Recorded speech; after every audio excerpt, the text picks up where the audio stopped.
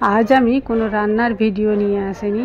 আজ আমি নিয়ে এসেছি অনেকগুলো কিচেন ট্রিক্স, যে ট্রিক্সগুলো তোমাদের জানা থাকলে তোমাদের দৈনন্দিন জীবনের কাজগুলো তোমরা খুব সহজে করে নিতে পারবে। পিকে ম্যাজিক ফুড ফ্যাক্টরিতে তোমাদের সকলকে স্বাগত জানিয়ে শুরু করছি প্রথম ট্রিক। প্রথম ট্রিকটি হচ্ছে ট্যাবলেটকে নিয়ে। আমরা ট্যাবলেট সাধারণত গোটাই খাই, কিন্তু যখন ছোট বাচ্চারা ট্যাবলেট খায় তখন তাদেরকে হয়তো জলে গলিয়ে খাওয়াতে হয় বা গুঁড়ো করে। কিন্তু যদি খুব বেশি সময় না থাকে তাহলে খুব সহজে কি করে গুঁড়ো করে নেব তার ট্রিকটা এখন দেখালাম। দেখতেই পারলে ট্যাবলেটটা নিয়ে একটা চামচের মধ্যে রেখে উল্টো একটা চামচ দিয়ে এইভাবে প্রেস করলে সঙ্গে সঙ্গে গুঁড়ো হয়ে যায়। চলে আসছি পরবর্তী ট্রিকে। পরবর্তী ট্রিকটি হচ্ছে এই যে দেখতে পাচ্ছ এখানে 1 চামচ মধু দিলাম। মধু আমরা সাধারণত দোকান থেকে কিনে নিয়ে আসি, আর সেটা ভালো থাকে না কেমিক্যাল মেশানো থাকে সেটা পরীক্ষা করার জন্যই আজকের ট্রিক। 1 চামচ মধু নিয়েছি আর সেটাতে দিয়ে দেব 5 চামচ জল। তারপরে এটা ভালো করে মিক্স করে নেব। তারপরে সেটা টেস্ট করে দেখব। যদি সত্যি সত্যি খুব বেশি মিষ্টি লাগে তাহলে ভেবে নেব এটাতে কেমিক্যাল দেওয়া আছে, আর যদি মিষ্টির পরিমাণ খুব কম থাকে তাহলে ভেবে নিতে হবে মধুটা খুব ভালো আছে। এখানে আমি মিক্স করার পরে দেখাচ্ছি আমার মধুটা কিন্তু খুব বেশি মিষ্টি ছিল না, তাই বুঝে নিলাম এই মধুটা একেবারে অরিজিনাল। দিনের মতো আজ যদি কোনো নতুন বন্ধু আমার এই ভিডিওটি দেখে থাকো তাহলে প্লিজ আমার চ্যানেলটি সাবস্ক্রাইব করে আমার পাশে থেকো, আর যদি আগে থেকে সাবস্ক্রাইব করে থাকো তাহলে তোমাদের জন্য রইল অশেষ ধন্যবাদ। চলে আসছি এবার অন্য ট্রিকে।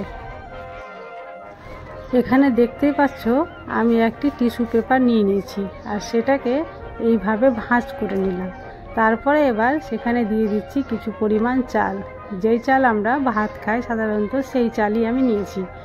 আর এখানে আমি নিয়ে নিয়েছি একটা পারফিউমের বোতল। এবার সেই বোতল থেকে পারফিউমটা এই চালের গায়ে ভালোভাবে ঘষে লাগিয়ে দিলাম। এবার লাগিয়ে এটা আমি কি করব তোমরা একটু লক্ষ্য করলেই বুঝতে পারবে। খুব ভালোভাবে ঘষে ঘষে চালের গায়ে পারফিউমটা আমার লাগানো হয়ে গেল। এবার এই টিস্যু পেপারটা আরও ছোটোভাবে ফোল্ড করে নেব, একেবারে ছোট। তারপরে এটা ফোল্ড করে নেওয়ার পরে আমি এমন জায়গায় রেখে দেব যেখান থেকে কোনো দুর্গন্ধ আসে, যেমন হতে পারে কোনো আলমিরাতে যেখানে হয়তো আমি কাপড় রেখেছি, বা কোনো কিচেনে, বা আর কোনো জায়গাতে যেখান থেকে হয়তো মনে হচ্ছে আমার কোনো ব্যাড স্মেল আসছে, সেখানে আমি এটা কোনো এক জায়গায় গুজে রেখে দেব। তাহলে কি হবে, সেখানের যে ব্যাড স্মেল রয়েছে সেটা কিন্তু আর থাকবে না। এই পারফিউমের স্মেলটাই আমাদের কাছে আসবে, আর একেবারে ঘরটা কিন্তু খুব সুন্দর থাকবে। চলে আসছি পরবর্তী ট্রিকে। পরবর্তী ট্রিকে তোমরা দেখতে পাচ্ছ আমি এখানে একটা বুক নিয়ে নিয়েছি, অর্থাৎ বই নিয়ে নিয়েছি। যখন বই নিয়ে আসা হয়, নতুন বই থাকে, তখন এর মধ্যে থেকে একটা অন্যরকম গন্ধ বের হয়, আর যে গন্ধটা সবাই কিন্তু সহ্য করতে পারে না। বিশেষ করে বাচ্চাদের যে বইগুলো থাকে সেগুলোর মধ্যে থেকে একটা অন্য ধরনের গন্ধ আছে, নতুন বই থেকে বিশেষ করে। তাহলে এই গন্ধ থেকে রেহাই পাওয়ার জন্য যে কোনো ট্যালকাম পাউডার নিয়ে এইভাবে প্রতিটি পৃষ্ঠাতে এভাবে ছড়িয়ে নেব। তারপরে বইটা ভালোভাবে ঝাঁকিয়ে নিলে কিন্তু আর কোনো গন্ধ থাকবে না।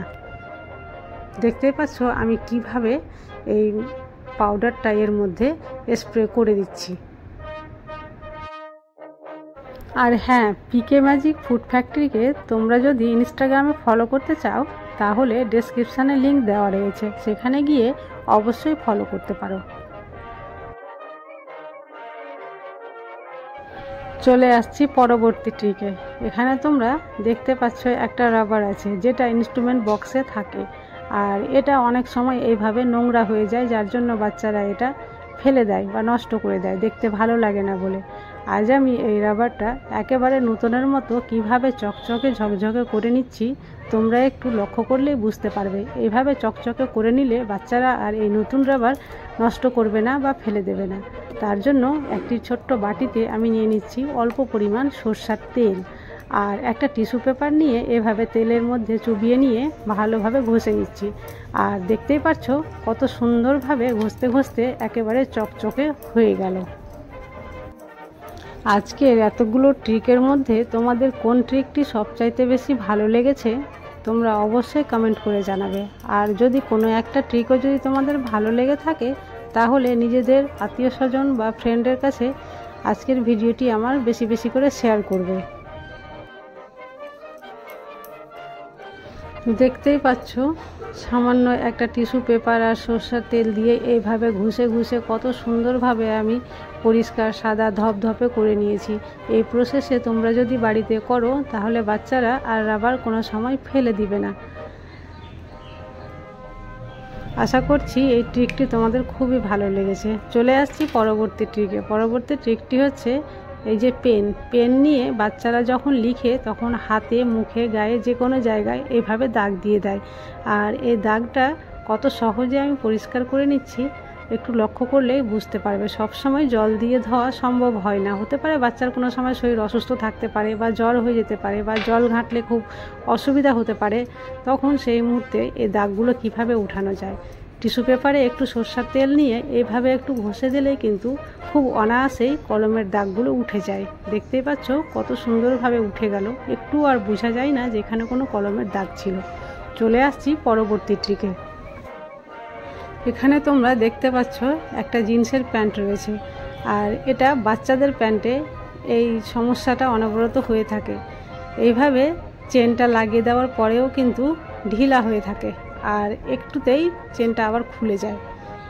কিন্তু আজকের ট্রিকটা যদি তোমরা ফলো করো তাহলে এই সমস্যার সমাধানটা হতে পারে। তবে যদিও এই সমস্যার সমাধান কোনো পার্মানেন্ট সমাধান নয়, তবুও কিন্তু করা যেতে পারে।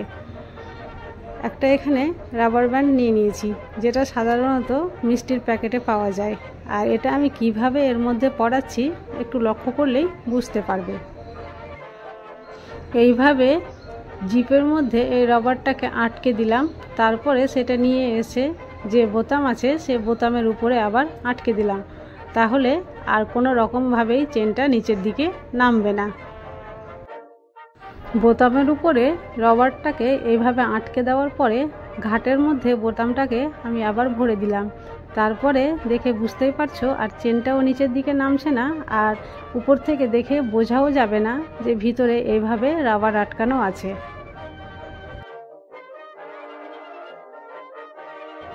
চলে আসছি পরবর্তী ট্রিকে। পরবর্তী ট্রিকটি হচ্ছে সবচাইতে বেশি ইন্টারেস্টিং ট্রিক।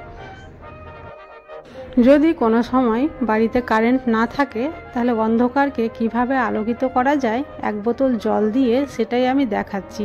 এখানে একটা ছোট্ট বোতলে আমি জল ভরে নিয়েছি, আর অন্ধকারে মোবাইলের যে ফ্ল্যাশ আছে সেটা অন করে দিয়েছি, আর তার উপরে এই জল ভর্তি বোতলটা রেখে দিয়েছি। আর দেখতেই পাচ্ছ কত সুন্দরভাবে পুরো ঘর আলোকিত করে দিচ্ছে, মনে হচ্ছে কোনো এমার্জেন্সি লাইট আমি জ্বালিয়েছি।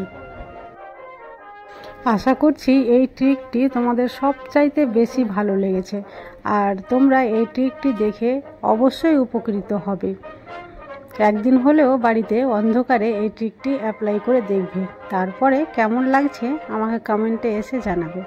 আজ তাহলে এই পর্যন্তই, কাল আবার দেখা হবে অন্য কোনো নতুন ভিডিওতে। ততক্ষণ পর্যন্ত তোমরা সবাই সুস্থ থাকো, ভালো থাকো।